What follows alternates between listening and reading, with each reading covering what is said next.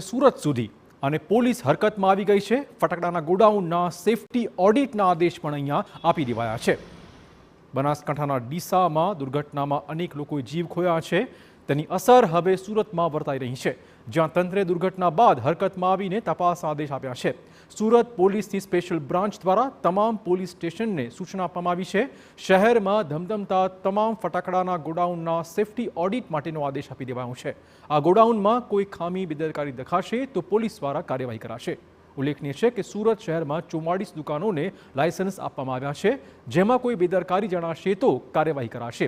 આ ઉપરાંત લાયસન્સ વગર કોઈ ફટાકડાનો સંગ્રહ કે વેચાણ કરતું જણાશે તેની સામે પણ પગલાં ભરવામાં આવશે।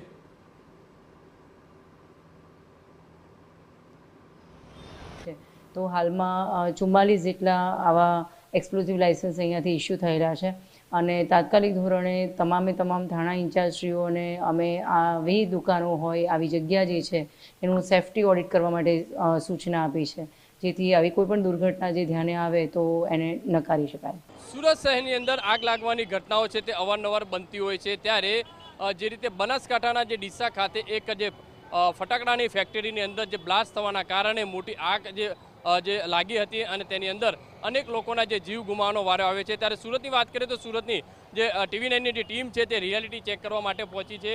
નવસારી બજારની અંદર સૌથી મોટી જે દુકાનો આવેલી છે ત્યાં પહોંચી છે, જેમની ફાયરના જે સાધનો છે તે અહીંયા જોવા મળી રહ્યા છે, કારણ કે 5 વર્ષનું જે લાયસન્સ છે તે COF દ્વારા કલેક્ટર વિભાગમાંથી આપવામાં આવતું હોય છે, પોલીસનો રેફરન્સ લેવામાં આવતો હોય છે, ફાયર વિભાગનો રેફરન્સ લેવામાં આવતો હોય છે અને ત્યારબાદ છે તે પરમિશન લાયસન્સ છે તે આપવામાં આવતું હોય છે।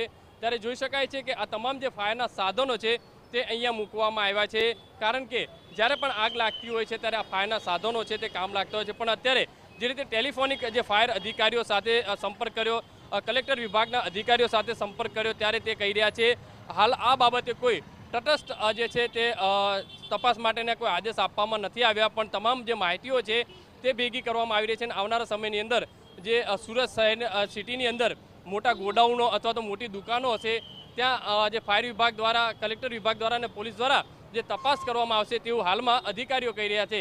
કેમેરા સામે આ બાબતે કાંઈ બોલવા તૈયાર નથી, પણ મહત્વની વસ્તુ જ્યારે આગ લાગતી હોય છે ત્યારે મોટી દુર્ઘટના બનતી હોય છે, એટલે ખાસ કરીને જ્યારે આગ લાગતી હોય છે ત્યારે કૂવો ખોદવા બેસવા જેવી સ્થિતિ છે તે બનતી હોય છે, કારણ કે હાલમાં તો ફાયર વિભાગ દ્વારા અલગ અલગ વિસ્તારો, અલગ અલગ જે ગોડાઉનો છે, ફટાકડાની મોટી દુકાનો હોય છે ત્યાં તપાસ માટેના આદેશ છે તે પણ આપ્યા હોવાની જે માહિતી છે તે મળી રહી છે। કેમેરામેન સંજય ચંડલ સાથે બલદેવ સુથાર, TV9 સુરત। સુરેન્દ્રનગરમાં